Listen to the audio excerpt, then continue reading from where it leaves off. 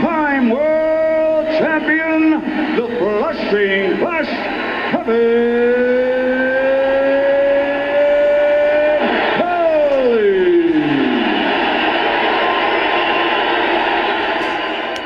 Happy New Year. Happy New Year to you too, guys. You know, New Year. Yeah. So I'm here with Boxing Beast and Rhymes, Stuart Little from the Boxing Union, Joker Boxing from the Boxing Union, and obviously we're here with Kevin Kelley, the champ. What's up, guys? How you doing, man? I'm doing great. It's a new year. Yeah. For real.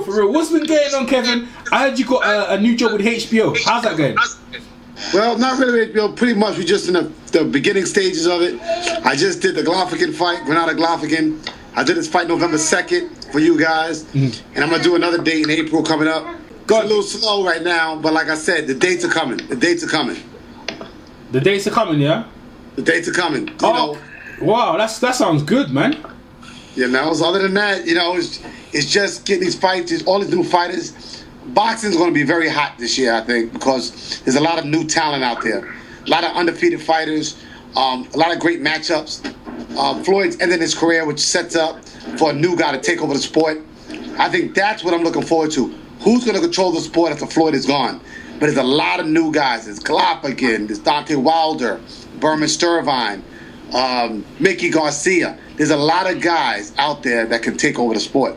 Which one will be the one? yeah. So hey, you guys got a question for the champ? Beats, Joker. Beats. Yeah, I'll go ahead and kick it off. Go ahead, Joker. Yeah, how you doing, champ? Joker Boxing. How you doing, man? Doing great. All right, man. Happy New Year to you. My question for you, man, is you bring up some of the great fighters that are around right now.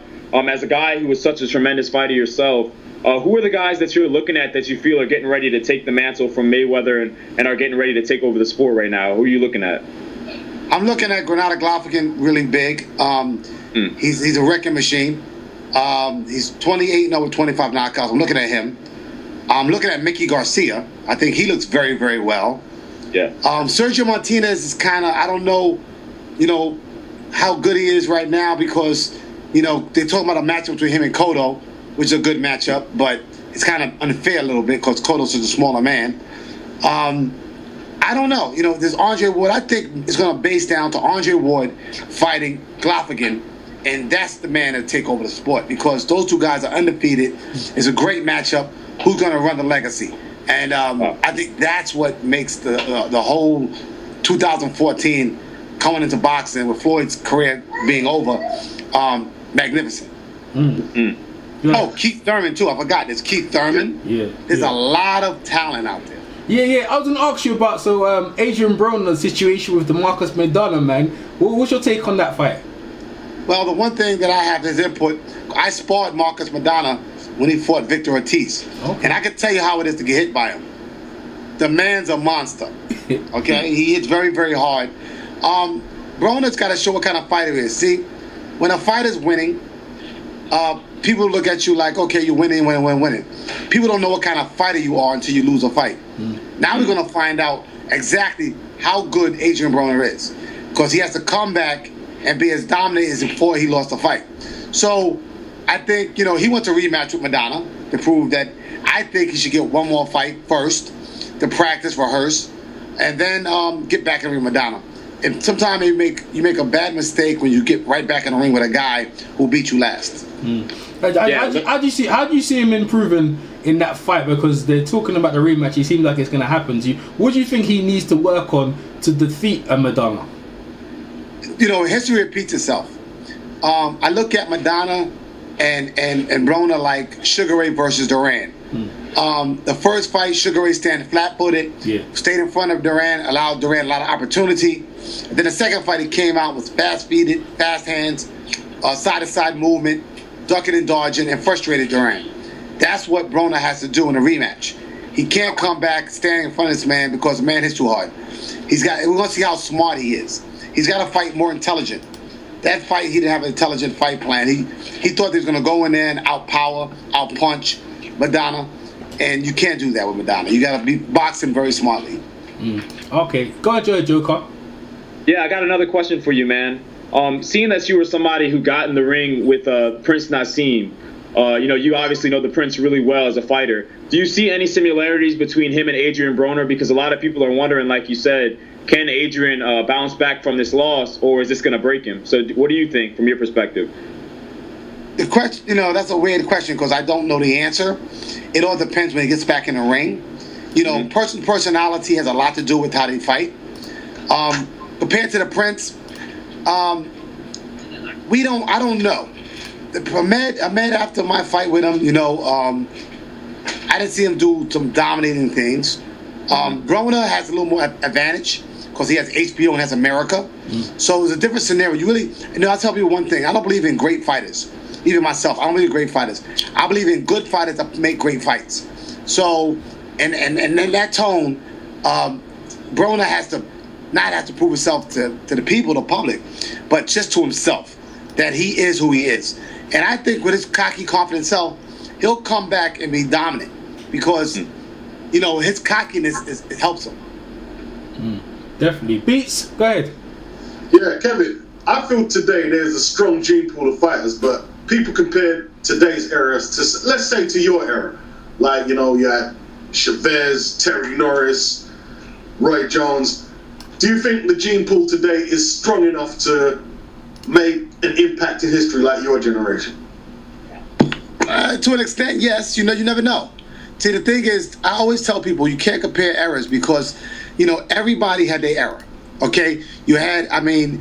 Eras come very simple when a lot of fighters come at the same time, or a lot of athletes are competitive at the same time. People talk about Michael Jordan, but they forget about Dr. J. Everybody had their era. You talk about Ali, then you talk about Tyson's era. Then you talk about Roy Jones' era. Everybody has their era. And every era is different. Okay, different circumstances. Like I said, I don't believe that people try to compare even my era. My era, with my fighters, they're not around today.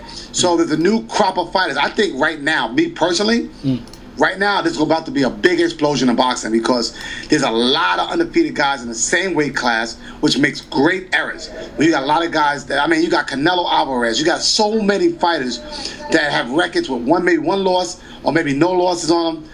Heavyweight division starting to look exciting again. The middleweight division looking great. You got this kid Stevenson out of Canada now, knocking everybody out. There's a lot of new talent. And you got guys that are competitive in that same division. So that's what makes great fights. Guys at the same time in the same division. Now I'm expecting an explosion to happen. Definitely. Stuart? Yeah. Hello, Kevin. How's it going? Going good. I just wanted to ask you a question because obviously I watched your fight with Nassim Hamed live. I stayed up to watch it. And I couldn't believe what I was seeing earlier on because you was actually putting a whooping on him. Do you honestly think that you hurting him early and knocking him down cost you the fight in the long run? Because I think you went off your game plan a little bit, didn't you? Because when you was on your game plan, you was picking him apart, you hurt him, and I think you went for the kill. And obviously Hamed's got the power to get him out of trouble. And I think that's what cost you. Do you believe that's true? Yeah, to an extent. Definitely. I think you're right. What happened with me was I was groomed and trained in a fight to take him out late. Take him out around 7, take him around 8. Okay? That was the game plan. And what happened was my trainer had told me, Kevin, it's going to be easier than you think it is. Right? At that point in my career, I was 47 wins, 1 loss. I was running out of options of guys to fight. I had fought everybody already. And I looked at Prince this guy's from England. He's hot in England. But when he comes to America, I'm about to show him what the real deal is. And that's the way I looked at it. So I figured, okay, when the bell rang, I'm going to go out and do what I normally do. And when I dropped him so early, it ain't that I didn't expect it. It's just that it kept happening. So when it kept happening, I lost control. And Phil told me straight up in the round, I never forget it. He said, round 4, he said, slow down. You're moving too fast. Going into round 4, moving too fast. Slow down. Remember the game plan. The game plan was out the window. Exactly. I wanted to see the fight. I wanted to end the fight right away. And I knew I had to punch a power to end it right away. And I told the Prince many, many times. I said, and I said at press conference, I said in interviews, I said, if they rate you one of the hardest punchers featherweights, then I must be the hardest puncher featherweight ever. Because none of my guys get up. And I just felt, I give him credit. He kept his composure. He, at the end, he told me before, he said, I didn't know I was to 3 rounds. And it was a very competitive fight, and that fight, I didn't expect that fight to be as big as it was. I really tell you the truth. It's kind of funny. It was a big fight over here, Kevin. I mean, I remember it still very, very well to this day. I mean, it was a big fight. Hammond was a big name, and this is our big star going over to America, and he was taking an ass whooping for the first few rounds. I mean, I was shocked. It was just, like I said, it was just power that got out of him. But this has got me to the second question, because obviously after the fight, you could see that you was frustrated, obviously that you went off the game plan, and you could see that you was a bit annoyed with yourself, and you was talking, having a little talk in each other's ear. Well, what was that conversation you was having? Because obviously I thought that's probably arranging a rematch, but that never happened. Yeah, well, see, the big thing that people don't know about Ahmed is that soon the fight's over. See, me, I'm a fighter. So with me, whether lose or draw, I just go out and do my best. And after the fight, immediately I said to him, well, I felt this is what I needed in my career. Like I said, just like Ali needed Frazier to beat him in the first fight, I needed Ahmed to win that first fight, okay, to an extent, not knowing that I was being set up for a rematch. Because that's what makes trilogies. That's what makes great fights. See, I needed, Ali needed Frazier, I needed Ahmed, and Mickey Ward needed Gotti, Tyson needed Holyfield. I needed Ahmed, and I didn't know that. And then after the fight, I said, listen, Ahmed, we're going to rematch, right? He kept saying, yes. But he had no plans on rematching me after that fight because he barely got knocked out. So he said, I'm never going to fight Kevin Kelley. So I kind of knew I might have either cursed myself or blessed myself, one way or the other. But the thing was, see, in America, Ahmed was very unknown. So when he came over here, by fighting me, he made himself, pretty known in America. He did. But Americans want rematches. They don't care what you do the first time. They want 2 fights, 3 fights, 4 fights, 5 fights.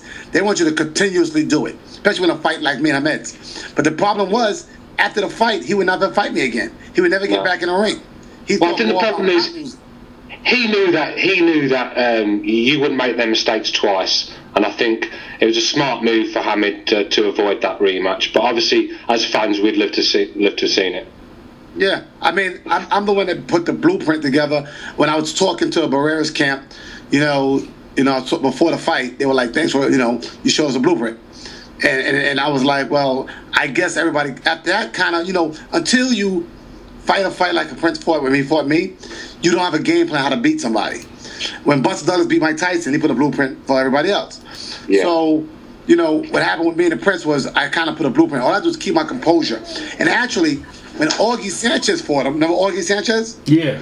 Yep. I'm the one that sparred him for that fight, and I'm the one that gave him the information. And when the Prince saw me in Connecticut, he was really upset that I was, and I told Augie Sanchez the same thing. I said, you're going to put him down. I'm going to show you how to put him down. And I said, but when he gets down, you got to keep your composure. And the same thing happened to Augie. Augie got off his game plan after dropping the Prince twice. And I told him that. So obviously I kind of knew how to beat the man. But, he's a hell of a fighter. And I give him credit on what he does. I mean, take nothing from him. I mean, I needed him. He needed me. We needed each other. So, I never thought that fight would be the epitome of my career. I never thought that. But I'm glad it turned out to be that way for the Brits, for the Americans, and for the world. Yeah, definitely. Yeah. Go ahead, B. Right. What do you think of Gary Russell? He's around about the weight he was fighting. You think he's taking too long to get to B from A? Yeah, I think you're right. Gary Russell has a great deal of talent. I think this kid could be the next great champion. The problem is when people don't see you enough, they forget about you. And you don't pop up on the scene, For a while he was consistent, and now he's not consistent no more, so people forgot about him. Definitely. Go ahead, Joker. Yeah, sorry. Go ahead. Like that guy Lomachenko, like they're talking about putting him with Salido in his second pro fight, the Russian guy. So he's sort of like caught up to Gary Russell in 2 fights, but that's kind of unnatural. What do you think about that? Sometimes you do things too early. Sometimes management will rush a fighter and think he's ready. But a lot of these guys have extensive amateur careers from those countries, 300, 400 amateur fights, so they're ready. It's almost like when Rondo beat Nonito Donaire. He was, an extensive amateur. Came in 8 pro fights and beat Nonito Donaire. Sometimes it's a blessing and sometimes it's a curse, early in your career. Especially if you do it early in your career. You lose a fight, sometimes you come back from it. But sometimes you throw a fighter in too early and then they get beat. Definitely. Yeah. Go ahead, Joker. Yes, sir, man. My question for you is, do you feel like, the guys that are around at the lower weight classes, are they as exciting and as dynamic as you guys were? Because, man, when I think about you guys, obviously yourself, Hamed and Barrera, man, it just seems like you guys were on another level. So do you think that the guys of today really compare to you guys at the lower level? Because it just seems like it's not as exciting as it used to be. It's all about matchups. See, what's really in the way now is that there's so much money in boxing that promoters won't put their fighters against each other. Everybody wants the money. So that's the problem. See, the problem is, years ago, many years ago, fighters fought in the 50s, they fought each other because they had to make money. Big fights were made because everybody wanted to make money, so you can make big fights. These days, there's so much money involved that promoters are trying to keep their fighters safe rather than get a loss. See, if you take the money factor out of it, then you have a lot of great matchups. There could be a lot of great fights today, like Arturo Gatti, right? Mickey Ward. Fights like that, Castillo versus Corrales. Guys fighting on the same level at the same time. That's what makes fights great. They can do it. It ain't like they can't. They can do it. The question mark is, will they do it? Definitely. Well, yeah, that brings me to another question as well then. Do you believe that because there's so much promotional, BS and things that are going on right now, do you think that kind of weakens the achievements of some of these fighters because you guys had to fight who was put in front of you? Yeah, definitely. See, fighter has to take control of his own destiny. Fighters are actually taking control of their own destiny now by being their own promoter. So they're starting to do it. But they have to start saying, listen, I don't care how much money it is. I don't care where we fight. I don't care who it is. I want the best fighters in the world. That's what fighters have to do. Take initiative that I want to fight the best. When Hagler was fighting people and Sugar Ray was fighting people and Tommy Hearns, it wasn't about as much as the money as it was about fighting, proving I'm the best. That's when fighters the public gets the best fighters to fight each other. I mean, when I challenged the Prince, I wasn't like I was on his radar. I wasn't on his radar at all. So what I did was I saw a magazine. I flew to England. The footage you see on YouTube is true. I flew to England and I challenged him 2 times. Yeah. I went to chase him. And I told him, listen, you come to America, you gotta fight me. I'm the best fighter in the world. And that's what's gotta happen. Fighters like Tarver, when Tarver fought Roy Jones, he chased him. That's what's missing in today. Now, if you watch the Gamboa versus Bam Bam Rios, a Twitter war, that's a fight that might actually happen because they two don't like each other and they're going back and forth. We got to get more personality back into our sport where fighters are actually going after the best fighters in the world and trying to prove something, okay? Because at the end of the day, it's not how much money you made. It's not how many belts you won. It's all about the fights that you put on for the public. That's what leaves you remember. Definitely. Go ahead. Who's next? Someone else go next? Yeah, I wanted to ask. I interviewed Junior Jones recently. Why do you? I actually thought he was gonna be a big star in the sport. I know he's a New Yorker like you. What happened to him? What would you say happened? What happened to Junior Jones was that nobody planned on Junior Jones beating Barrera, and at that moment, when I helped get the lightweights on HBO, in the beginning with Lou DiBella in the early 1993, I put these guys on actually to be my competition because I knew that I needed competition. But putting Gotti on, Tracy Patterson, Junior Jones, put those guys on HBO. But the problem was they wouldn't fight me when they got on HBO. So I had a problem, okay? So, I was thinking about it and I said to Junior, I had a fight with Junior. I said, listen, Junior, HBO's going to give me this money. We could fight. So it actually happened in New York City. That means Junior would fight. And Junior would not fight me because Junior can't beat southpaws. That's why he never fought the Prince. When the Prince was offering Junior to fight, Junior can't beat southpaws. Because I sparred Junior Jones one time in my life, and I realized he couldn't fight southpaws. The thing with Junior Jones is as well, I think Hamed would have been wrong for him because he had a poor chin.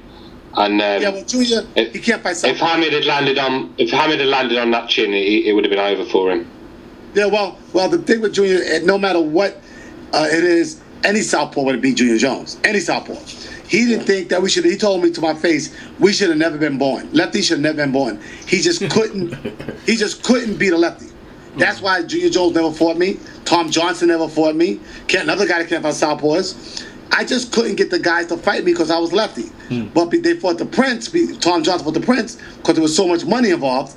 Okay? If he's going to lose, at least lose for more money. Definitely. Yeah, man. Kennedy McKinney and all them guys there, that's the ones who he struggled with, man. And there were some good fights then, and Hamid could have mixed up with some of the guys. It was a good blend of featherweight. What do you think, in your opinion? Do you think a prime... let's put you in there. How do you think you would have fared against a Pacquiao in the same weight class? You and Pacquiao. When I was featherweight? Yeah. When I was featherweight, I don't think any of the guys would have beat me. I would have knocked him out. Yeah, he was strong. As a featherweight, just me being me. Yeah. In my prime, I felt truly gifted by God. I mean, it was the weirdest feeling I ever felt. It was like I wouldn't even think about a fighter. I didn't think about them. I wouldn't watch footage. I mean, it was crazy when I was coming up as a featherweight. I just felt like a touch with God. It was the weirdest thing I ever felt in my life as a featherweight. When I was in my prime, at featherweight, like when I fought the Prince, I was no longer a featherweight. I was really a junior lightweight. But he fought me late in my career. I turned pro in '88, 10 years later. Even though I was 47-1, I was running out of opponents. I was running out of guys to motivate me to fight. Tom Johnson wouldn't fight. Junior won't fight. I couldn't fight Gotti. It was nobody that I really could fight. So I was running out of motivation. A lot of guys at featherweight fought me in my prime would have got beat. I got some fights that actually y'all didn't get a chance to see. Like when I fought James Pitts, beating Harold Warren, beating a lot of top caliber opposition, and knocking them out. That was really good. So that's when I Troy Dorsey. Troy Dorsey one was a vicious one, man.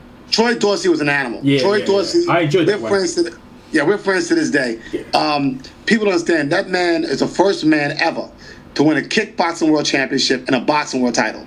Okay? And when I fought him, my friends in New York City thought I was going to get murdered. They're like, this guy's going to beat the heck out of you. And I never forget it, and I give Troy the credit. After 4 rounds with that man in that cage, I told Phil, I said, Phil, what do I got to do to knock this guy out? And Phil told me, I never forget these words, you ain't. Welcome to boxing. And I was like, wow. Yeah, he was a nutter. I don't know what he was made of. He was crazy. You see someone like that, if he was around these tapes, people know what it takes to be a fighter, and they're lucky it's not 15 rounds either. You know what I mean? Because Nas, I wish Nas could have had a shot fighting Dorsey. See, another guy, Dorsey would have retired him. I'm telling you, Dorsey retired him. Because he just keeps coming. Another guy that I give him credit for that he fought, that Hamed did fight, who is similar to Dorsey but not as consistent, is Wayne McCullough. Oh yeah, Pocket.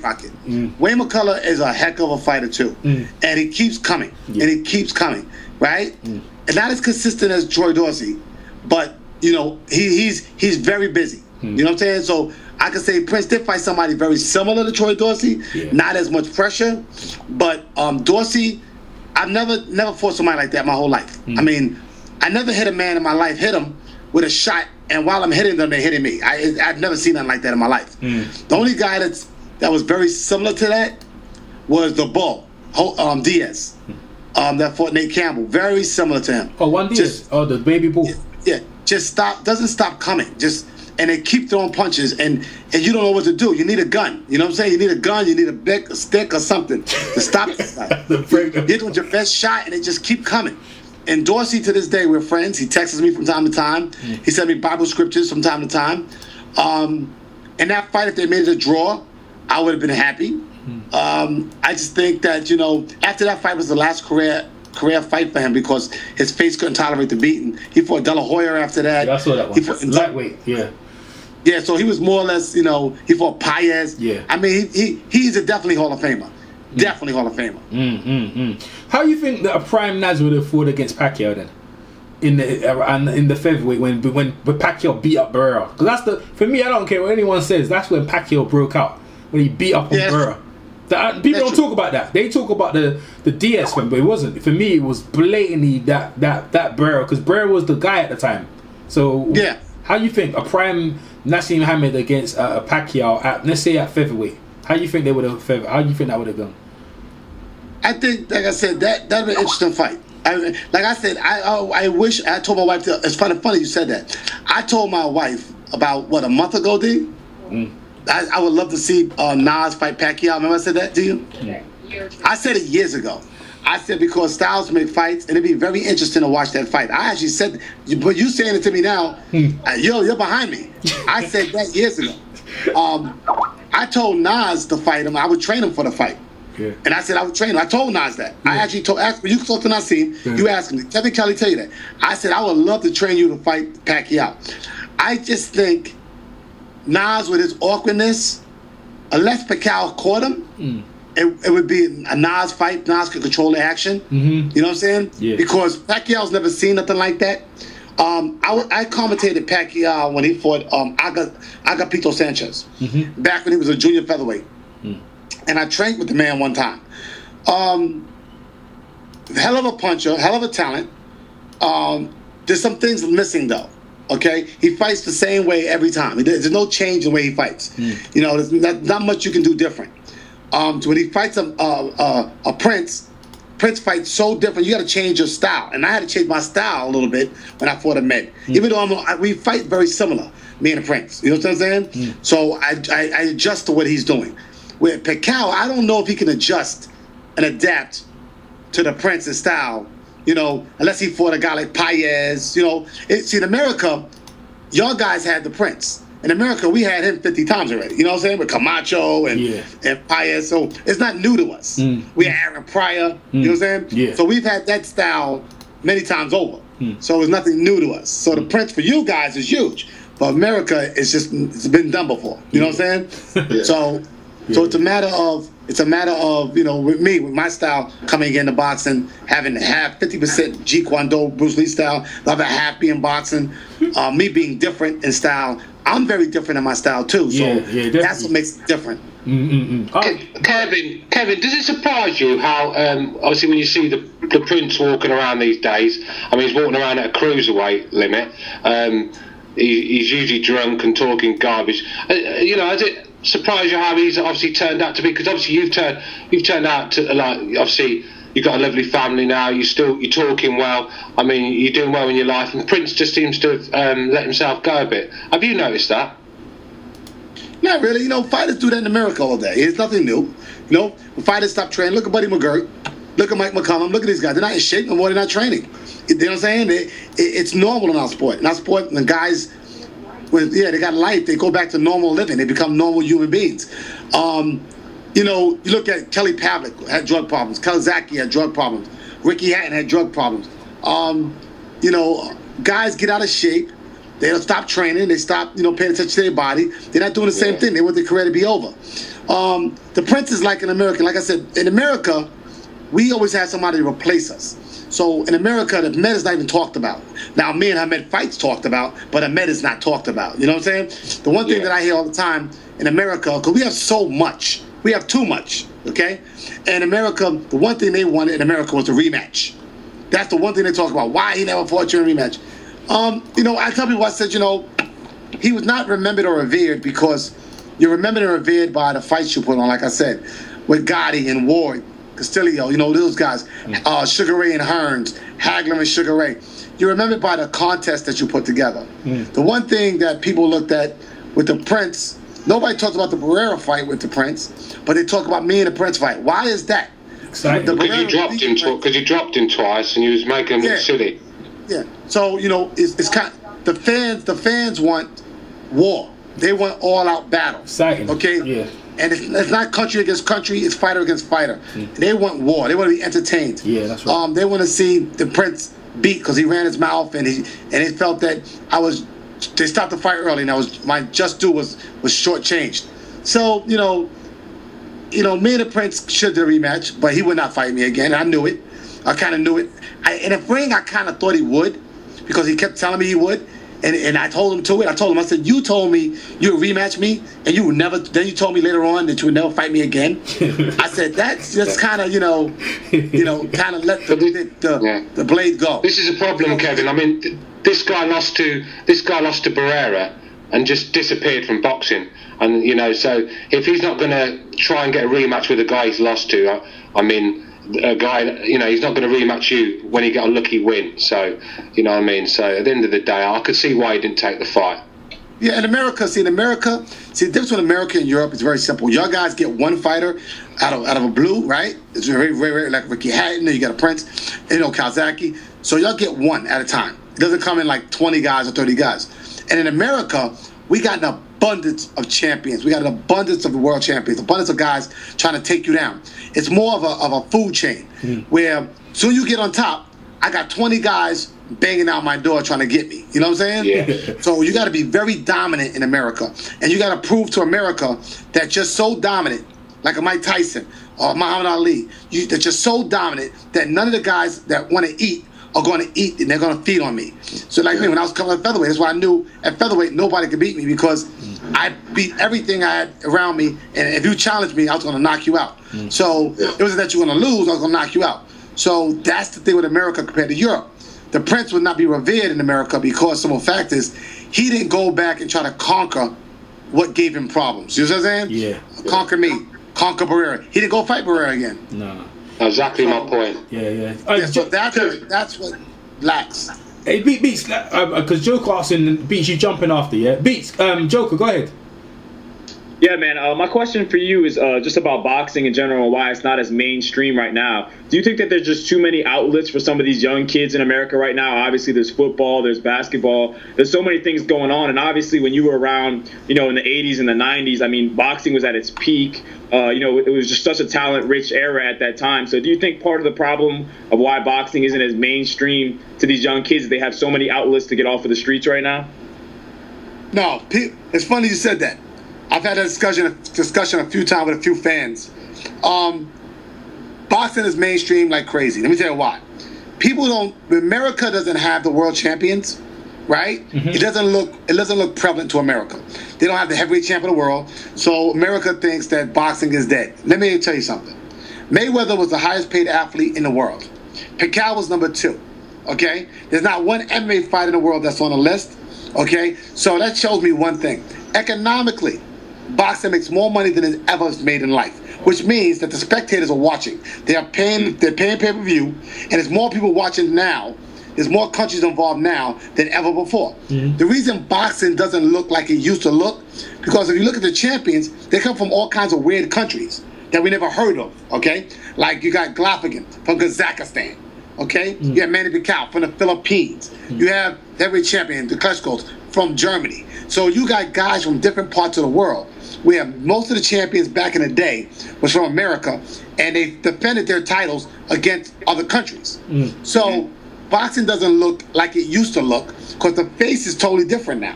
You got champions from all around the world. Indonesia, okay? You got this guy, Chris John. He's from Thailand or Taiwan, something like that, right? So you have champions from different countries where it doesn't look concentrated in one spot. So right now, boxing is more international than it's ever been. Yeah. But the problem is there's not enough champions from one set place where they can market it and keep all the energy focused so you look big to the public. But let me tell you something.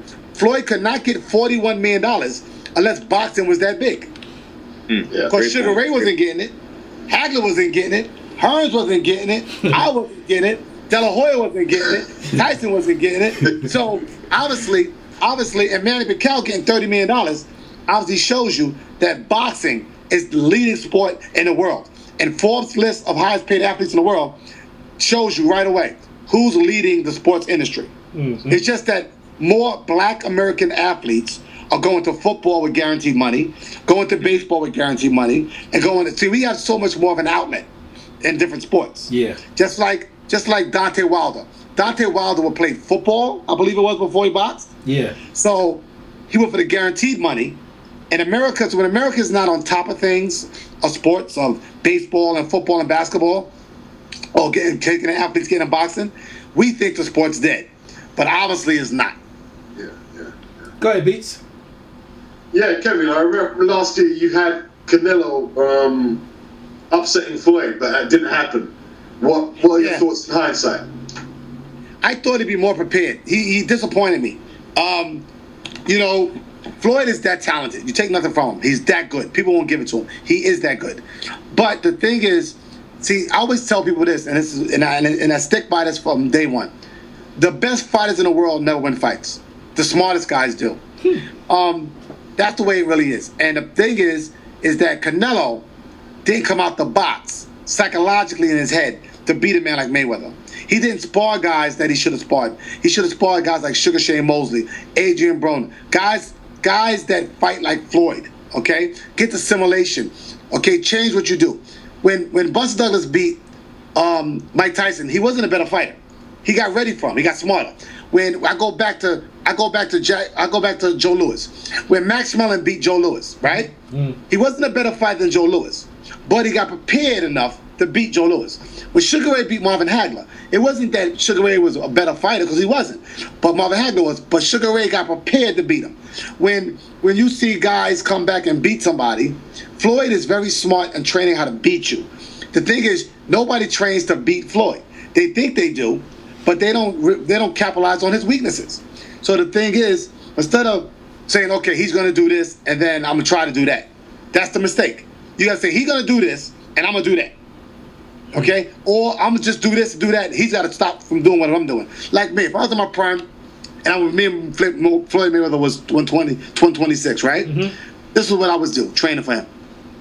I wouldn't even think about what he does at all. I wouldn't care what he does. I would be implementing what I do, and he would have to counter what I'm doing. You understand? And a lot of guys, what they do is they sit in the ring waiting for him to do what he does, and while they're waiting, he's beating them. So what they have to do is very simple. With Canelo, he didn't lose because he's not talented enough. He lost because psychologically, he couldn't outmaneuver Floyd Mayweather. He had the strength, he had the size, but he didn't have the smarts. Definitely. Wow, man. Can I get one more in? No, hey, listen, we keep Kevin. Hey, the champ. As long as the champ can go, we going. Go ahead. Yeah, Kevin, what's happened to the American amateur system? I think it's horrible. When they went, I went to an amateur fight. I'll never go again. When I watched the amateurs here in America, I wasn't surprised why we're not getting gold medals and not producing new talent. The last squad trained was 88 squad, which I was on. Me, Riddick Bowe, Ray Mercer, and Kenny McKinney, and all the guys. Okay, that's the last squad to win some gold medals. We're trained by Pat Nappy. When they changed the amateur system, it hurt the Americans in a worse way, because the way we used to fight is changed. Body shots don't count. Guys look like professionals in the ring as amateurs now, not amateurs. I see our amateur system falling to its wayside because it took away the fabric of what amateur boxing is in America. The rules changed it. Some say the World Series of Boxing hurt American amateur boxing. I've heard that said. It'll help a little bit, but those guys look like professionals too. They look like pros also. The one thing that I'm missing is very simple. It's consistency. I watched Floyd train a few times. He does it, our old system. He's actually doing the old system, not the new system. And that's why he's so successful. He's doing what Roger did, and I did what Roger did. You know what I'm saying? We're going back to the 70s and the 80s. And the thing about boxing is consistency. I throw so many punches at you that out of 200 punches, I'm going to land at least 100 of them. Okay? So that's the problem, what has happened to the amateur system. Consistency. Wow. Wow, man. I'm bringing in Mali Bangwe. He's from South Africa. He's a big fan of you, Kevin. And he should be here in a second. And anyone else got another question in the meantime for Kevin? No one. People. Yeah, just one more. Yeah, go on, Jacob. Go on. Mali Bangwe. Okay. Mali Bangwe. What's going on, brother? Hey, we're here with Kevin Kelley. With this, Joker's got a question for Kevin. Go ahead, Joker. Yeah, I was going to ask you this, man. Like we said, you had such a talented pool of fighters in your time. Do you think guys like Nonito Donaire and Guillermo Rigondeaux, that they would be able to hang in your era? I think Nonito Donaire and Ronaldo definitely. Styles make fights. You can't compare. I tell people, don't make the mistake. People compare errors, and I said that's a big, big, big mistake, because we don't fight. We don't fight with the same rules and regulations we used to. There were 6-ounce belts back in the past. I think they would have did well. I think they would have did very well, because we would have to adapt to their style. Nonito is a hell of a puncher, and Rondo is a great boxer. He's a Cuban, okay? He's no different than I fought guys like that in the amateurs. He has a great left hand on him, okay?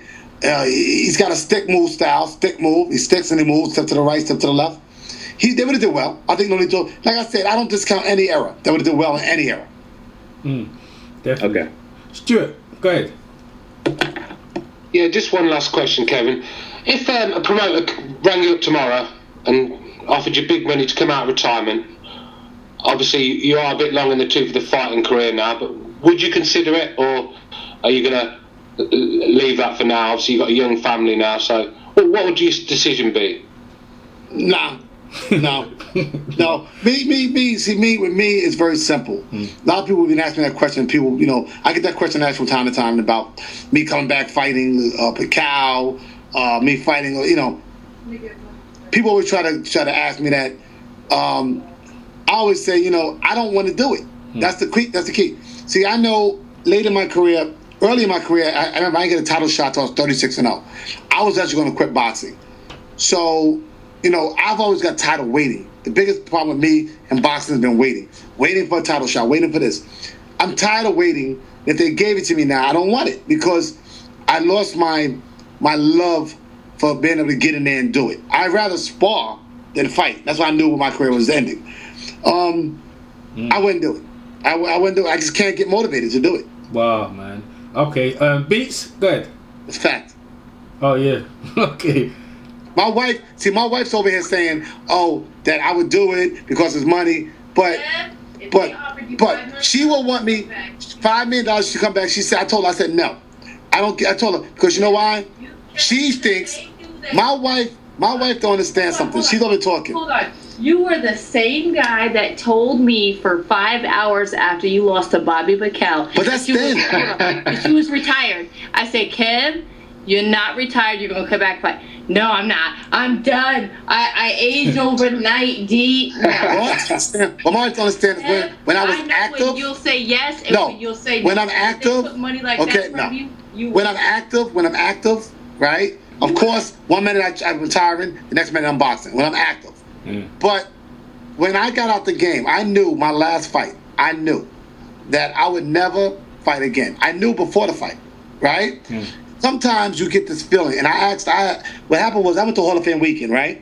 And I was talking to Marlon Starlin, and I was talking to Hagler, and I was talking to the guys. And I asked them, I said, how did you know when it was over? You know what they told me? Go on. They said, when you don't want to do it no more, it's over. When you don't want to do it. And I said to them, I said, really? And I couldn't understand that. And I kind of knew before my last fight that it was over. I knew. Well, I think if he was offered $5 million, I think D would be dragging you in the ring, Kevin. Yeah, if I got in the ring for $5 million, let's say I did it, right? Let's say I did it, right? The problem is, I got to find a reason why I got to beat somebody up again. I need a reason. You know what I'm saying? I need a reason. I need a reason. I need something going on. Like my last fight. Give me an example. My last fight, I fought Vicente Escobedo, right? And I win the first round, right? And I'm really done. And I'm thinking to myself, well, I'm ready to go home, right? And if I get him really knocked down, right? And as I'm laying there on the ground, right, I'm thinking to myself, I'm like, and I'm thinking to myself, I said, you know what? This guy thinks he can beat me. So I get up. Well, now I'm mad, right? Now I have a reason to fight. So the ref stopped the fight. So I'm not mad at the referee a little bit because he stopped the fight. Now I had a reason to beat him up, right? So I knew I was in trouble. I'm looking for reasons why I need to win. And I didn't have that before, but I have it now. You see what I'm saying? So that would be the problem with me. That's why I disagree with my wife saying that I would do it, because it was a different time and frame. Back then, I had reasons I wanted to fight. Had reasons I wanted to win. I wanted to get a world title. I wanted to regain my title and show people that you can't do it. But the thing is, when you have nothing to fight for, it's hard. People don't understand. We got in the ring as amateurs for trophies. We got in the ring for shirts, for all kinds of little tiny. I went to Europe and Scandinavia and England and Germany. I was getting nothing. Okay, it was no money, there was no checks, and I would go there and try to beat the heck out of you. But they start paying you money, and that after a while that goes away. You want something bigger than what you got before. And that's why it's a dangerous sport to be in if your heart's not in the game. I mean, this is the hurt business, and obviously it's very dangerous if you're taking fights lightly and your heart's not in it. So I do get where you're coming from, Kevin. Yeah. I got the same passion. What I do feel is that same passion. If they want to give me the $5 million, give it to me in commentary. That's the passion I got for broadcasting. Yeah. You know what I mean? Hey, you're great at that, man. You're great. Yeah. I agree. I agree. Put me against anybody in the microphone, and I'll devour it. with me, that's where my love is right now. And that microphone. Pound for pound, I'm ready to go with anybody. I'm telling you. Go ahead, Beats. So, out of all the sports, why do you think, at the same time, why boxers throughout history, and even today, find it so hard to stay away from the game after they retire? Because economically, that's what they do for a living. That's their job. See, in America, compared to Europe, y'all guys paid a lot more money over there in Europe, and you only got 1 or 2 guys doing it. In America, we're competing with football, basketball, baseball, soccer. We compete with so many different sports. It's hard to get money. So when a fighter fights for his livelihood in America compared to in Europe, they're trying to make money to feed their family. So that's what they do. It's like Holyfield. Look at Holyfield. He's got 15 kids. You look at some of these guys. Why is he still active? Bernard Hopkins. They stay active because that's what they do for a living. That's some fighters. That's all they know. Yeah. It's like Riddick Bowe. What else can Riddick Bowe really do? That's all he's done since he's been 8 years old. Okay? Mayweather. What else would he do? That's all he's ever done since he's been 2 years old. You see what I'm saying? So it becomes a thing where that's all they know. So that's all they know. They will do that until people stop them from doing it. Or the boxing commission says, you can no longer do this sport. We won't give you a license for it. They'll do it till almost to the grave. Wow. Yeah. Hey, Kevin, Joke, 1 second. Let me add Malibango because his connection. Malibango, go ahead. Hey, Kevin, how you doing, man? I'm doing good. But go ahead, Mangbo. Ask a question. His connection go. Go ahead, Joker. Yeah, man. My question for you, obviously you brought up Riddick Bowe, and he's pretty famous for avoiding Lennox Lewis. Do you have any? And obviously in your career you didn't duck anyone. So do you think that boxers at the end of their career they have a lot of regrets when they make moves like that, avoiding fighters? And do you have any regrets in your career? Anything that you think you could have done better? Yeah. Of course, go back to the Prince fight. I think I was impatient with the Prince fight. That's one. I don't really have any regrets. I really have many regrets. Just that I've been more patient with the Prince fight. Right? Oh, only one thing my wife to remind me. There's one fight that I would like to rematch in because I did it. I didn't treat myself fair. If I do a fair fight, then I'm okay. Oh, you did it for the fight? The Morales fight. I fought Morales on 11 days' notice. Right? And he brought me down to featherweight. I had to lose 11 pounds in 11 days, which is a 1 pound a day. And I felt that he got a win on me that he should have never got. Because Morales, to me, can't beat me, and he knew he couldn't beat me. So that's why he did what he did. He said, listen, I'll fight you 11 days notice, right? Knowing I wasn't training for him. And he wouldn't rematch me. And I asked him for a rematch. And he told me no, too. So, I said, listen, I fought you 11 days notice. Won't you give me a fair shot? Let me train for 3 months, and we fight. Because I thought I would knock Morales out. Yeah. So, that's the only regret I would say I didn't get back, and maybe be a little more patient with the Prince. But I still think that the Prince fight had to be the way it had to be. You know what I'm saying? It had to be that way because that unknown factor keeps me alive today in boxing. Because people always wonder, will always wonder, what would have happened if Kev was patient? You know what I'm saying? What would have happened? So that unknown factor, I do like it because it kind of keeps me alive in the game today. Kevin, so how do you feel about boxing? Like you said, with the boxing in the early days, because like you said, we didn't get to see you until like the tail end of your career. The first time I saw you was about Dorsey, and you was braggadocious and man, someone says they're the best, and I want to fight him. And I remember that whole interview leading up to the Dorsey fight, and then I think after that, I'm not too sure, about 2 fights after you lost against the other guy, Mexican guy. But would you say that you came along at the wrong era? No, you missed a lot of good fights. Yeah, that's what it was. Yeah, we missed a lot of good fights. A lot of good fights. Remember, I didn't lose a fight till I was 41-0. Yeah. Remember, I was undefeated for 9.5 years. Wow. So what Floyd's doing and all that stuff, I've been and done that. So, you missed a lot. Dorsey, I fought when I was 26-0. Yeah. You got to remember, I didn't get a title shot but 10 fights later. And I fought guys with 28-1. I fought Vida Ramos. Vida Ramos was 28-1. I fought Frankie Archuleta was 18-0. I fought a lot of good fighters. Okay, and knocked a lot of good fighters out. I knocked out Vida Ramos out in 2 rounds. I knocked out Archuleta in 9 rounds. He was 18-0. And I did that actually here in Vegas on the Sugar Shane Mosley card for the Forest. I fought Jesus Salud. Remember him? Former world champion. I beat him too. Yeah. Defending world title. So there's a lot of fights that you actually missed. Okay, in that meantime. Before I fought the Prince, I fought Salud. What about Derek Smoke Gainer? Yeah, that's what I was going to talk about, man. That fight was sick, man. Okay? Smoke Gainer. Nobody wanted to fight Smoke. Kevin, I think you were number one in the world though when you fought Prince Nassim. So I believe that you were ranked number one in the world at the time. Yeah, well, the problem was, like I said, you know, you look to fight the biggest fights you have, and I was the highest paid featherweight actually in America. Yeah. I thought at the time around the world, nobody's getting paid as much money as I was getting paid in featherweight, but it wasn't a lot of money to me. It wasn't a lot of money. But when I seen the Prince making $5 million a fight, I said, holy cow. I called up management right away. Let's go get this guy. And that's when I first flew to America, when the Prince was fighting a guy named, who was the fight? I forgot the guy's name. You came to England or you came to America? I came to England. Yeah. I went to England, challenged him. Yeah, I remember the interview. It was after the Hamid fight. You sat together, didn't you? I remember it. You know, he had no idea I was coming. He had no idea I was coming. And I went to England because I was 40. I was actually at the time I was 46-1, and I was tired of fighting just guys, you know, underneath me. So I said I need to fight somebody a little bit above me. So when I seen the Prince, to me, he makes more money. He's above me. So I said, let me go get this guy. And that's the first time I went. And Frank Warren told me back then, we're not interested in fighting you at all. So I came back to America. I fought again. I got another win. And I was like, well, I was getting tired of these fights. I felt that somebody's going to beat me that didn't deserve it. You know what I'm saying? It's because I wasn't motivated. Yeah. So but I think you did make Prince Nassim the star he is in America. I mean, a lot of Americans know who Prince Nassim Hamid is because of Kevin Kelley, and I think you should take credit for that.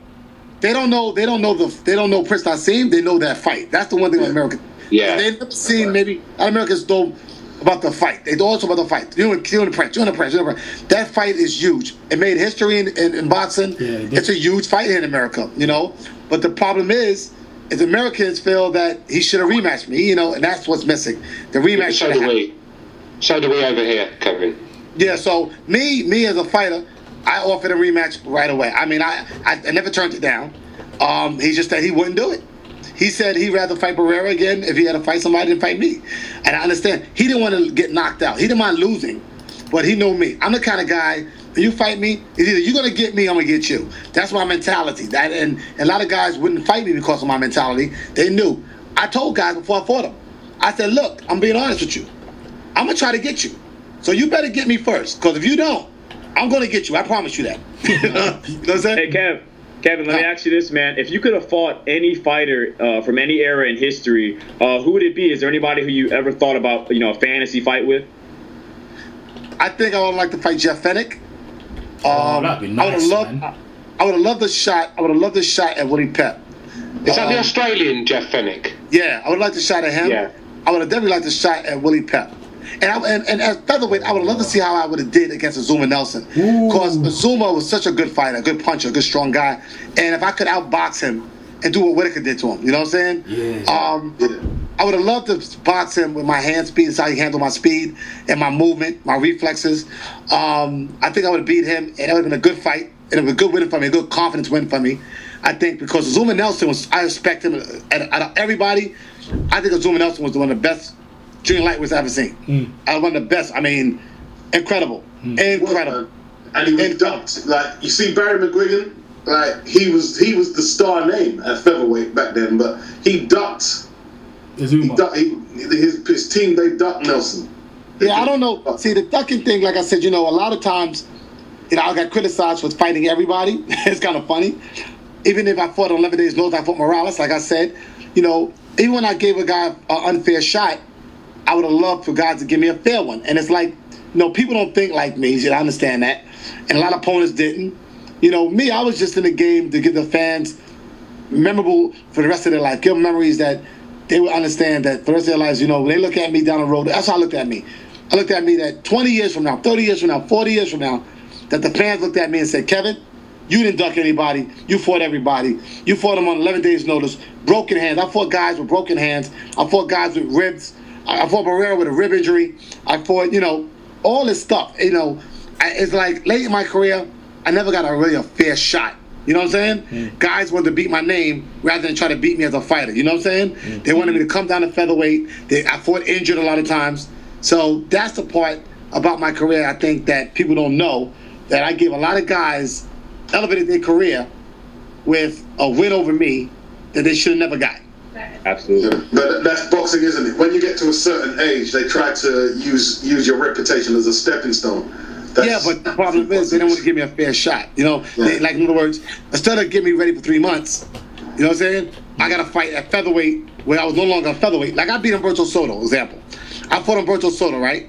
I beat Soto. Nobody would fight me at lightweight, right? I'm a lightweight champ. I'm an NABO champion. I beat Humberto Soto, right? Yeah. Nobody would fight me. They tell me if I fight this Frankie Archuleta guy, but even before that, I beat him, I can fight Paul Engel, right? Yeah. I knocked Archuleta out. He's 18-0. Paul Engel says, I never signed a contract. You signed it, so I'm not fighting you. So I just couldn't get a fight. It's like I couldn't get a break. You know, every time I win, I don't get a break. So guys, and they do want to fight me. They want to fight me at an old division. I got to lose the weight in like a month. You know, it's business. But at the end of the day, it's like feed your family. So at the end of the day, you got to go and do what you got to do. Yeah. Yeah, boy. Anyone else? Yeah, hey, go ahead. Kev, let me ask you this, man. You know, growing up as a young boxer, obviously you've had such a tremendous career. Who did you idolize coming up? Like, who were some of the guys that you watched and tried to take a little something from their game in the boxing ring and try to put it into your game? I call those guys my boxing fathers. The two guys I definitely watched. It's kind of weird. I'm gonna say these names, and you're gonna be like, get out of here. Two fighters I watched gave me two sides of my style. Matthew Saad Muhammad gave me my warrior style. Yeah. And Jolton Jeff Chandler gave me my boxing style. Yeah. Also with Sugar Ray on top of that, and Hector Camacho. Those are the four fighters that I studied, I watched, I learned from. I watched Rocky Robin Blake, Johnny Bumpus. I watched the 70s. Yeah. That's what I grew up watching, me and my father. So Matthew Saad Muhammad and Jolton Jeff Chandler were my two favorites, besides Sugar Ray and Camacho, was my favorite fighters to watch. And I studied their craft and I studied their style. I'm a combination of all of them. Yeah. Okay? I'm a combination of Sugar Ray. If people ask me my style, it's Jeet Kune Do. It's mostly martial arts. My boxing style is about 85% of it, and the rest is boxing. So Bruce Lee is definitely a major influence on my style. Wing Chun and Shotokan, I studied that a great deal. I was trained by a sensei, who my boxing trainer is also a martial artist. So I was trained on a lot of martial arts influences. So my style is comprised, I would say, of Tai Chi, Jeet Kune Do, Sugar Ray, Camacho. I don't have a style.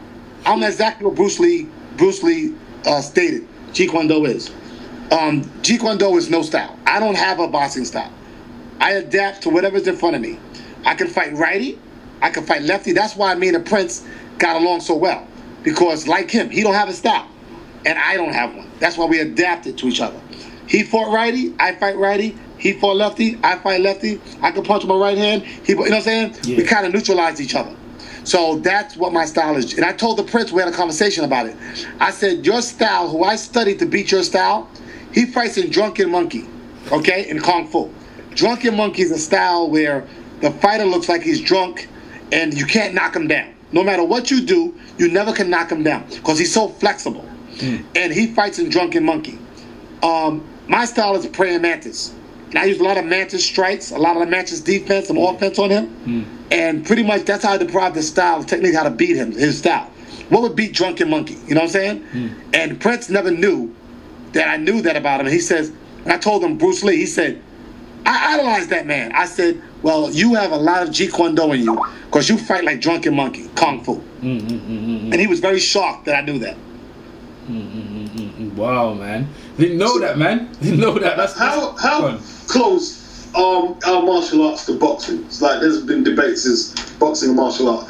What's the difference? Because I don't know. What are the marked differences? Would you say? There's really no difference. There's really no difference on stand up and on throwing punches. There's a lot of difference on our punches and their punches. We punch with our whole body. A martial arts punch is not as hard as a boxing punch. There's not much difference. Many years ago, back in the 1800s, they had a thing called Chinese boxing. Okay, and I know a little bit of history about where my style comes from. And the art of boxing is actually the art of self-defense. So is martial arts. It's throw the punch and counter whatever's coming in. It's two good fighters will never have a good fight because they both rely on the same information. I rely on you attacking me and me being self-defensive. So that's what makes boxing, it's the psychiatry of it, the psychology of it. You know, in my head and how I think about, I'm 2 steps ahead of you before you throw your first shot. Two moves ahead of you before you throw your first punch. So I know what you're going to do before you do it. That's the psychiatry of boxing. And also martial arts. Martial arts, that's why I trained a lot of MMA fighters here in Vegas. GSP, worked with him for a week. Steve Cantwell, a lot of martial arts I work with in Vegas that fight in UFC because my brain set is on the martial arts plateau. Mm-hmm. So I'm able to relate to them and they can relate to me. I'm totally different from most boxers. Wow. I need to ask one more, just in connection with what we're saying. People always keep saying that a mixed martial artist or a martial arts exponent will always do better in a street fight than a boxer. How true is that?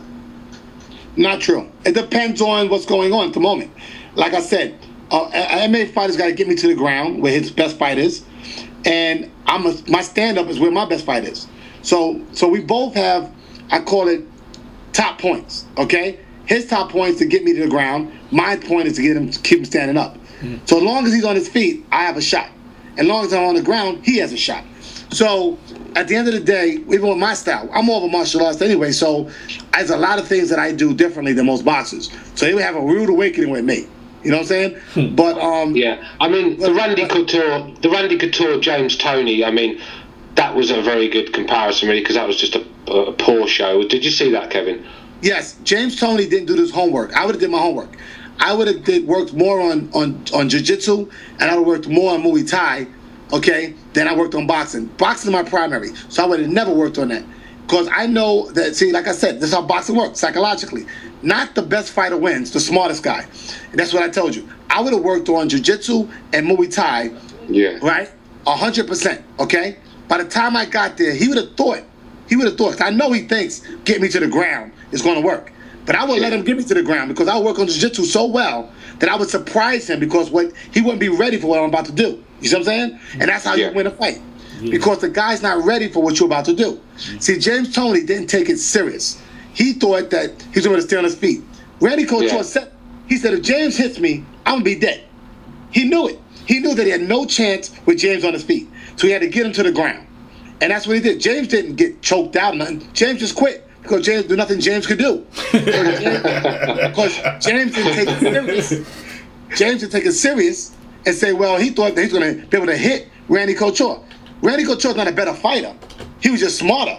You know what I'm saying? So exactly. Because Randy Couture knew if James Toney hits me, it's fight over. It's game over. It's like Tyson. If you fight Tyson, I don't care what MMA fighter you are, if Mike hits you, it's game over.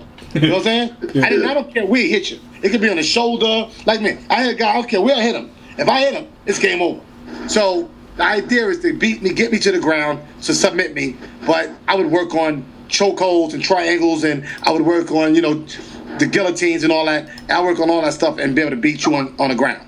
Yeah, hey Kev, let me ask you a question, man, because you brought up the fact that the best fighters don't always win fights. The most intelligent fighters do. So looking at the game today and just throughout history, who are some of the guys you think are some of the most intelligent fighters that we've ever seen in the game?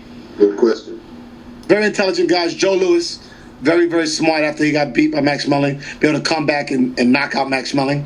Because you have to make a plan for that. Sugar Ray beat Marvin Hagler. Very, very, very, very, very smart. Kevin, let's stop you there. You could have stopped you there 1 second. A lot of people feel that Sugar Ray didn't beat Mark Hagler. What's your take on that? I know we're going to continue Joker's question, though, by the way, but what's your take on it? Do you feel like, who won that fight? Or At first, I didn't. At first, I thought Hagler won.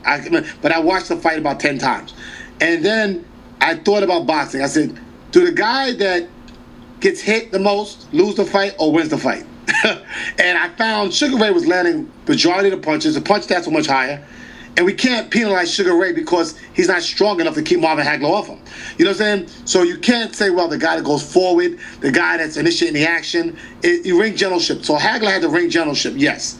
But did he land enough punches that his punch stats would be higher than Sugar Ray's? No. So, and Sugar Ray was out showing him, he was a showman, out maneuvering him, out punching him. He had the advantages. He did enough to win that fight. Was it close? I'll agree. I agree, because Marvin Hagler's actually my favourite fighter of all time, and I actually had Sugar Ray Leonard winning that fight in points. Me and Marvin spent a great deal together. I remember Marvin Hagler, every Hall of Fame weekend, we always wound up signing autographs together. We always wound up hanging out with each other. Everybody calls him my boxing father, you know what I'm saying? Because my career and Marvin's career ran parallel. I was avoided. Guys wouldn't fight me. I'm a southpaw. He a southpaw. He switches righty. I switch righty. So I used a lot of Marvin Hagler in my style too. I believe that fighters shouldn't learn punches or techniques. Learn styles. That's what's wrong with the trainers today. They don't teach style. Styles win fights. If styles win fights, why are trainers training fighters on punches? I don't get that. You know what I'm saying? My trainer trained me fight like Hagler, fight like Sugar Ray, fight like Camacho. So all he had to tell me was Camacho, and I thought I was Camacho, and I would fight like Camacho. I would fight like Master Muhammad. I would fight like Jeff Chandler, because he said, if styles win fights, why would I teach you punches? Correct? Mm. Yeah. Joke. Yeah, that's that. Okay, Kevin, you was continuing Joker's question though, because I interrupted. Sorry to that. Go on. Go ahead. Joker, what was Joker? Intelligent fighters. Who are the intelligent fighters? Intelligent fighters that I saw, definitely Joe Louis, definitely Ray Robinson, okay, after losing to Jake LaMotta. Definitely Jack Johnson being able to pull things off, okay. Mm-hmm. I think Larry Holmes was very smart. He did more with a jab than anybody else in boxing. Another great, Floyd Mayweather, definitely Floyd Mayweather, okay. Mm-hmm. Sugar Ray Leonard. Knowing how to beat guys, putting a system together to beat guys that I'm not the best fighter. But I'm smart enough to beat them. Okay. Another great fight that I've seen in the past that really intrigued me. Okay, Buster Douglas beat Mike Tyson. Yeah. Okay. Yeah. Very, very, very smart. Okay. I agree with Mike Tyson that when he dropped Buster Douglas, there was a 13 count. There was a 13 count. Yeah, there was. That was wrong. So Mike would have won that fight. But Buster, Holyfield, definitely Holyfield. I was going to say that. Holyfield. When he beat Tyson, he right? knew. Yeah, Holyfield. Yeah, the first one. Knows how to maneuver you enough to get you beat. Okay, certain angles, certain ways, certain things. Very, very good. There's certain fighters that are limited. Fighters that are limited. Even though I love him to death. He's a friend of mine. A guy that doesn't know how to change his style. Sugar Shane Mosley. Yeah. Okay? He gets beat by a guy, fights in a rematch, doesn't change, doesn't fight the same way. Guys like that, lose again. I mean, I love him. Trinidad is well, he's like Trinidad, right? It's true, though. It's true. I love him to death. Yeah. Trinidad's another guy. Very one-dimensional. Yeah. One-dimensional. Yeah. I call them one-dimensional fighters. When you fight a guy in a rematch, you got to bring something you didn't bring the first time. You got to figure a way how to beat this guy. Do things. Man, I don't care if it's going to the right, going to the left. Yeah. Maybe the guy doesn't adapt to a jab or hook. It's almost like a baseball player. Some guys can't hit a curveball, right? Yeah. It's up to the pitcher, how good the pitcher is, to know who to throw a curveball to. You know what I'm saying? Yeah. So you got to know, as an athlete, how to overcome adversity, how to make a guy work what works for him, work against him. Ray Robinson did it. Another guy that did it was Henry Armstrong back in the day. Henry Armstrong was so adaptable, okay, that he can make guys that could beat him. They were better fighters than him. And including me, I would give myself that credit too. I was going to say that as well, but go ahead. There's guys that I actually fought that were better fighters. I tell everybody this. They was. But they wasn't smart. And the reason I beat them, even like Dorsey, because simple fact is, I was able to change my style. Yeah, like a martial And I always artist. And I always tell people that if trainers say that styles win fights, why don't trainers teach you styles? Why do they teach you combinations? Why do they teach you this? They should teach you styles. That's what my trainer, my sensei taught me, Phil Borgia. Great trainer. That's a great point. He said, Phil Borgia said to me, quote unquote, I'm never going to teach you boxing. I'm never going to teach you punches. I'm going to teach you styles. And I studied styles. He used to give me information all day. He would say, listen, Kevin, when I went to the corner to fight anybody, I got one name. I never got instruction. I got a name. It would be either Saad Muhammad or Jeff Chandler or Sugar Ray. That's what he would say. He wouldn't say, well, throw this, throw that. He would say, Kevin, when I knocked out Smoke Gaynor, you know who that was? What? Take a guess. That was Hagler versus Tommy Hearns.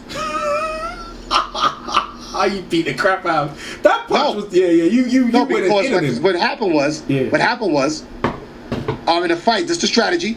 He said, you watch Hagler. I studied Hagler and I studied Sugar Ray versus Tommy Hearns. Those are the two fights I studied. And he said, look, you see Sugar Ray style? You can't fight that way. This man will beat you. That's why Sugar Ray was getting beat by 7 rounds, right? He said, I see Hagler. He initiating the action, okay? And he's switching righty. He's confusing Tommy. And he said, listen, you're going to knock out Smoke like Hagler knocked him out. Hagler was right-handed. So if you watch my fight, now go back and do this homework. Go back. I'm going to give you an assignment. Go back, watch Hagler when he hit Tommy. He was right-handed. Watch when I knocked out Smoke. I was right-handed. So I did the same thing to Gaynor that Hagler did to Tommy. Turned right-handed. They never see the left shot coming. So that's exactly the way I knocked out Smoke. That's exactly the way Hagler knocked out Hearns. So history repeats itself. Like I said, styles make fights. That's what's missing. That's why I want to commentate boxing, because I think that boxing is missing the information that it needs.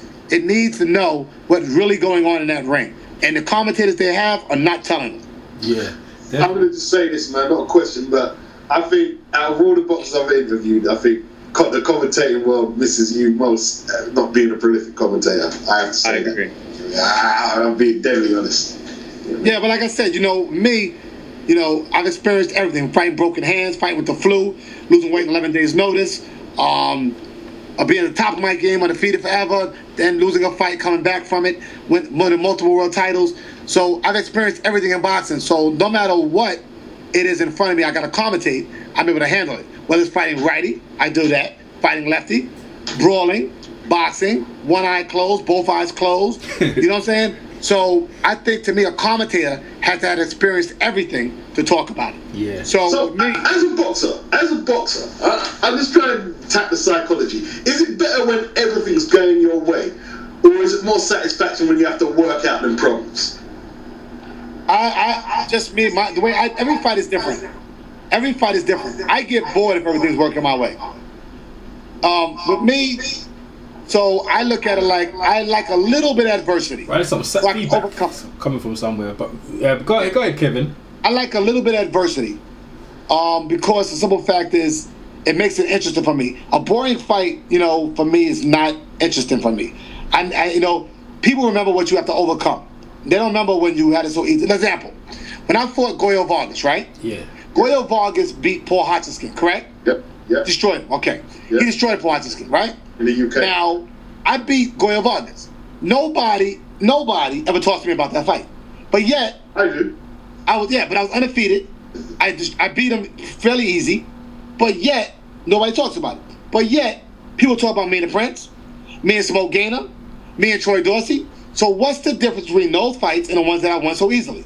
I beat Louis Espinoza. Louis Espinoza was a 4-1 favorite to beat me. 4-1.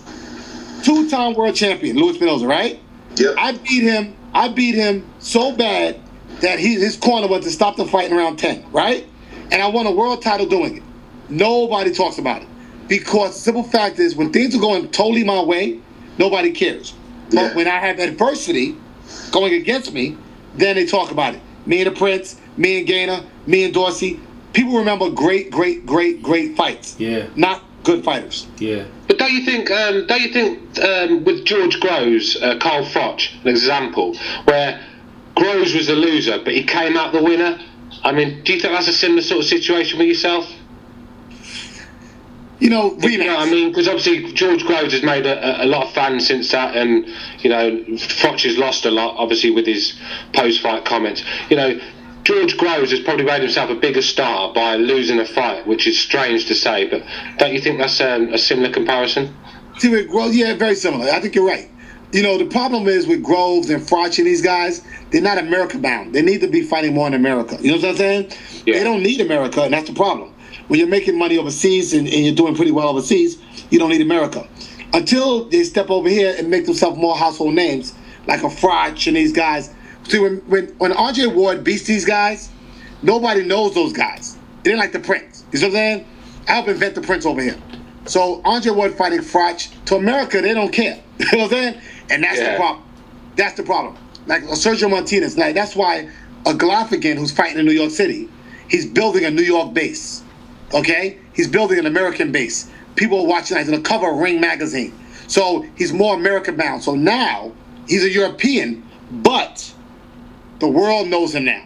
The world's starting to recognize him. So now a mega showdown between him and Andre Ward, who's the American, because Golovkin is building an American base in America. He's building a base here in America. Yeah. So being he is, a mega showdown's here. See, Froch, okay, and all those European champions and Kessler and these guys can become huge American stars if they fought in America and beat American fighters.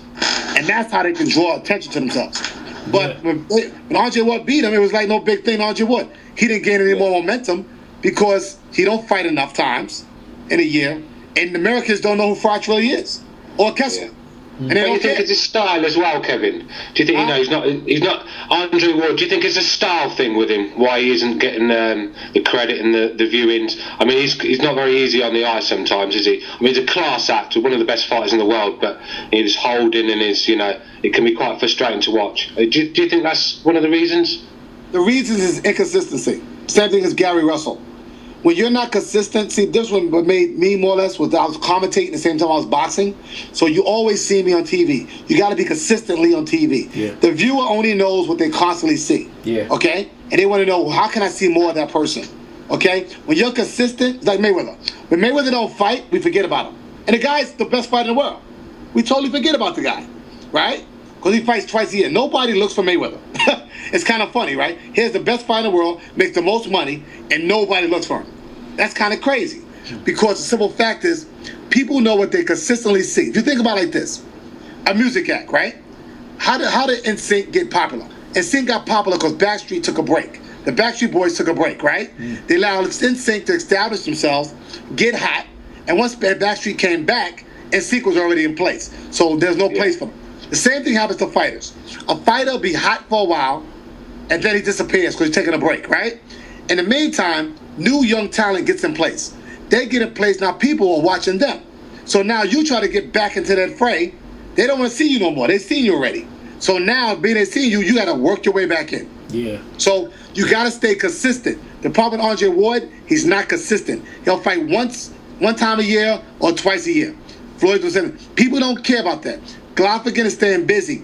He's building a fan base right now. He's fighting again in Monte Carlo. He's going to fight in April again in New York City. As soon as the people start forgetting about him, he comes back. That's what the difference is. That's what happened to Gary Russell Jr. That's what happened. If you don't stay consistent, nobody cares. Mm-hmm. Okay then. Oh yeah, great. Hey, Bao King, go ahead. Ask Kevin Kelley a question. Hey, hello, Kevin.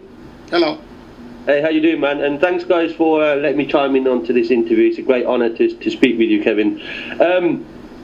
I think the thing you've been just saying there about styles make fights and the way you've just been describing it is really quite intriguing, actually, very spot on. Because I've said that here in the UK as well. I think we're not getting. I'm worried about boxing because of the lack of quality trainers coming through. Yeah, and so I reckon what you said there was great. But I'm not sure if anybody, because I've just chimed in, I'm not sure if anybody's asked this, so apologies if I'm sort of repeating.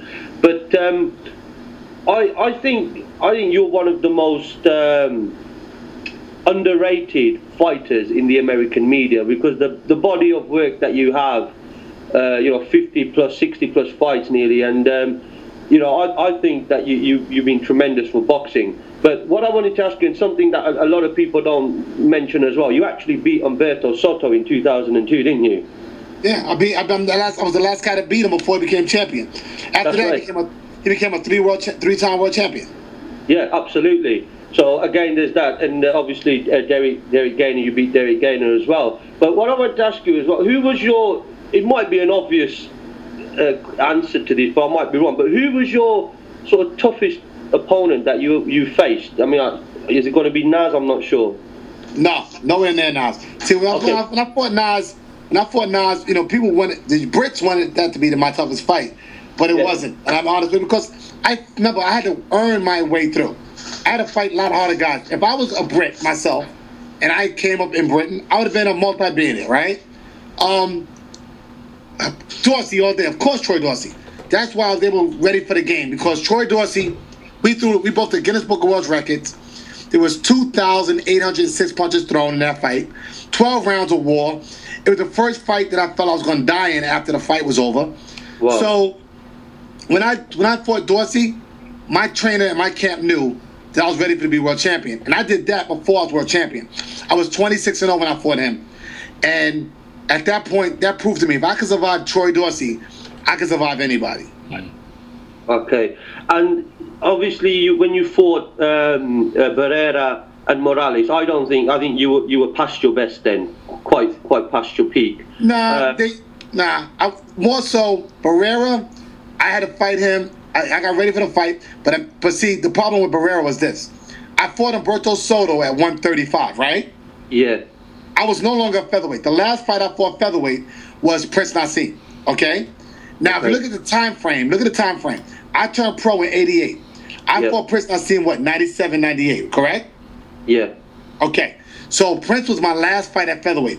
After that, if you look at my record, everything was 130, 135. When I beat Humberto Soto, I beat him for the 135-pound title. At that point, I was fighting lightweight. I was no longer a featherweight.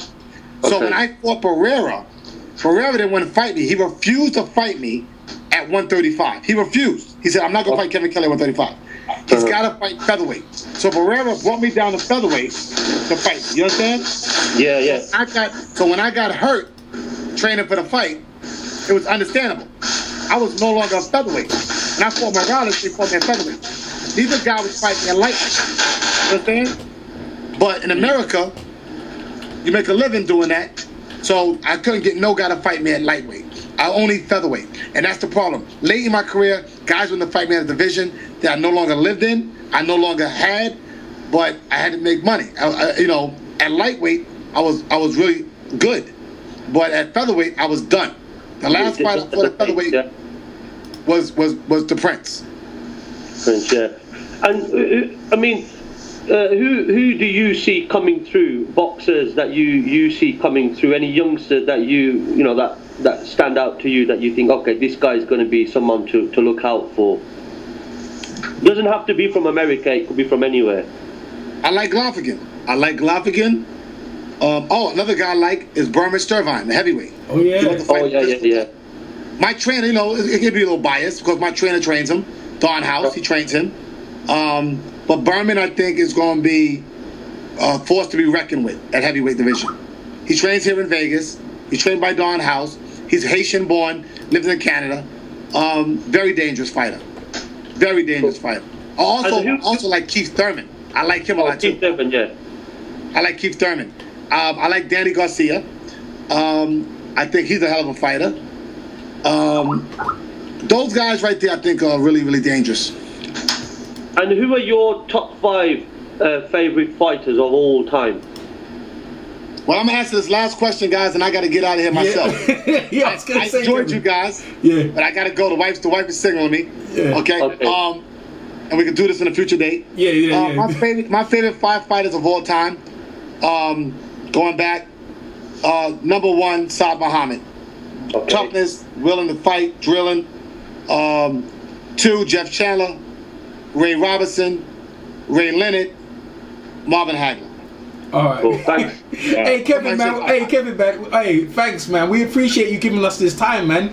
Obviously, we try and catch up a later date, and yeah, man. We're happy about your career, and everyone, we're all thankful. Joker, you have something quickly you want to say to Kevin? Yeah, hey man, thanks for the knowledge. We really appreciate it. Like you said, you're a great commentator. And actually, we have a boxing podcast that if you're interested to come on, man, you can come on anytime, man. We'd love to get you on. Well, let me know. Just contact me. Like I said, we'll do some fights. We can talk boxing. I love talking boxing. Yeah, great, Kevin, man. Hey, thanks, D. Thanks for setting up the interview. No problem. Thanks, man. Thanks, Kevin. Thanks for your time, Kevin. You take care of yourselves, right? Take care, Thank you so much. No, man. Thank you as well. All right, Kevin. Take care.